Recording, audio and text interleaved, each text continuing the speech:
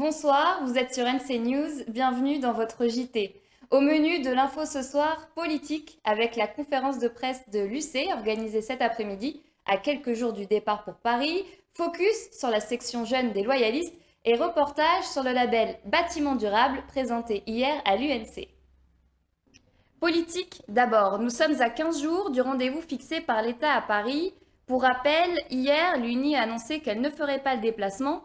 En revanche, l'UC tenait cet après-midi une conférence de presse pour expliquer les raisons de sa participation. Gilbert Huyennon au micro de NC News. L'Union calédonienne, d'abord, va à Paris parce qu'on estime que c'est notre responsabilité en tant que parti qui défend l'option d'indépendance dans ce pays-là,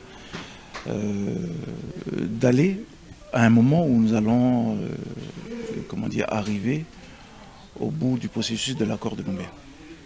Et que la responsabilité de notre signature dans cet accord-là, comme celui de l'accord de Matignon de nous oblige à être présents à ce stade de la mise en œuvre de l'accord de Nouméa.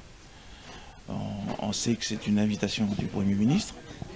On sait aussi que l'État va enfin livrer le document sur les conséquences du oui et du non. Donc on va d'abord pour écouter ce que l'État a à dire dans le cadre du processus de sortie. Mais on va aussi pour réaffirmer notre vision sur l'aboutissement de l'accord de Nouméa. Et compte tenu du fait que pour nous, cet accord, c'est un accord de décolonisation et que pour nous, quelles que soient les options qui sont présentées par les uns et les autres, on voudrait rappeler à l'État sa signature de l'accord et surtout cette fameuse phrase qui est contenue dans l'accord de Nouméa et consiste à dire qu'au bout du processus des 3 consultations, la France reconnaît la vocation de la Nouvelle-Calédonie à sa pleine émancipation. Donc c'est une mission qui pour nous est importante compte tenu du calendrier institutionnel, parce que nous avons demandé l'organisation du 3e référendum. C'est le temps qui pour nous est important, et pour une fois que l'État répond favorablement à cette demande de l'Union calédonienne qui consistait à dire à toi la France, quels sont tes intérêts à poursuivre, à rester en Nouvelle-Calédonie, pour nous il est important d'aller écouter ce que l'État a à nous dire au plus haut niveau. Voilà. Mais on va écouter, mais on va aussi s'exprimer. Et c'est ça qui est important pour nous. C'est de poursuivre ces échanges-là. Voilà. Avant, parce qu'il n'est pas question pour nous d'engager des négociations. Là. Et c'est la deuxième message qu'on doit porter, c'est que nous, c'est l'accord de Nouméa, rien que l'accord de Nouméa.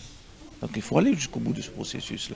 Il n'est pas question aujourd'hui de négocier alors qu'on n'est pas au bout de l'accord. Mais par contre, c'est vrai que chacun a vocation aujourd'hui à échanger, à partager les visions. Et ce qui est important pour nous, c'est cette discussion-là, mais pas de négociation pour le moment. Ils sont jeunes, ils sont loyalistes et ils veulent se faire entendre. Les jeunes loyalistes nés lors du dernier référendum continuent leurs actions sur le terrain.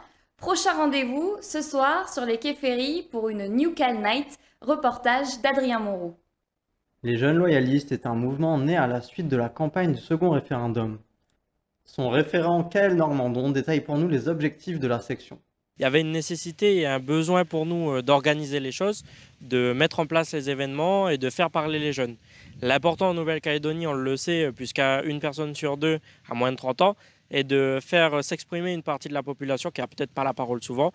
La section organise ce mercredi 19 mai une grande soirée d'échange et de débat. Donc le but de cette soirée est vraiment de donner la parole aux jeunes, d'offrir un moment et d'offrir une opportunité avant le départ des élus pour Paris. Les élus vont discuter du projet de société, mais aussi de l'avenir de la Nouvelle-Calédonie à Paris. On pensait que c'était le moment pour vraiment offrir l'opportunité aux jeunes de s'exprimer et d'échanger avec eux. L'intérêt, c'est qu'ils exposent leurs problématiques, leur situation, et que les élus écoutent et entendent qu'il y a vraiment une jeunesse en Nouvelle-Calédonie qui réussit, qui investit, mais qui a besoin de soutien. La soirée sera aussi vraiment riche pour eux parce qu'ils auront la chance de rencontrer des élus très différents. Ils auront des membres du gouvernement, dont le président du gouvernement, la présidente de la province sud, des élus provinciaux, mais aussi des élus municipaux qui viennent du nord et du sud. Ils auront des maires, donc le maire de La Foix, mais aussi le maire de Païta par exemple. Un moment fort pour les jeunes loyalistes qui comptent continuer à porter leur voix dans l'espace politique calédonien. Un mot d'environnement pour conclure ce JT. Hier, à l'UNC, était présenté le tout nouveau label lié au BTP, le label Bâtiment durable. Alors, quel cahier des charges derrière cette certification? Élément de réponse avec Adrien Monroux. L'Université de la Nouvelle-Calédonie recevait ce mardi l'équipe des bâtiments durables calédoniens. L'occasion de revenir sur le travail de l'association qui a l'intention de révolutionner le secteur de la construction. Donc BDCAL, c'est un projet de label participatif indépendant qui se veut, qui a pour but de promouvoir la construction durable en Nouvelle-Calédonie. C'est vraiment un label calédonien fait par des Calédoniens et pour vraiment tirer vers le haut la construction durable, définir déjà c'est quoi la construction durable, avoir une même définition, tout en essayant de redynamiser aussi le secteur de la construction. Le label permettra également d'obtenir de nombreuses garanties pour les constructeurs. La démarche, c'est de construire mieux, peut-être construire moins, mais en tout cas construire mieux, rénover, en intégrant aussi l'environnement.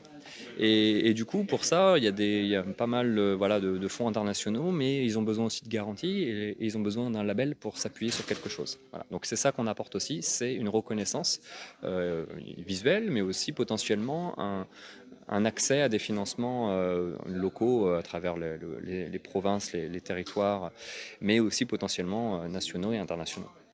S'appuyant sur un réseau de professionnels, BDCAL veut s'inscrire comme un outil d'aide qui permettra relance et stabilité pour le secteur du BTP. Merci d'avoir suivi l'info avec nous et rendez-vous demain sur NC News.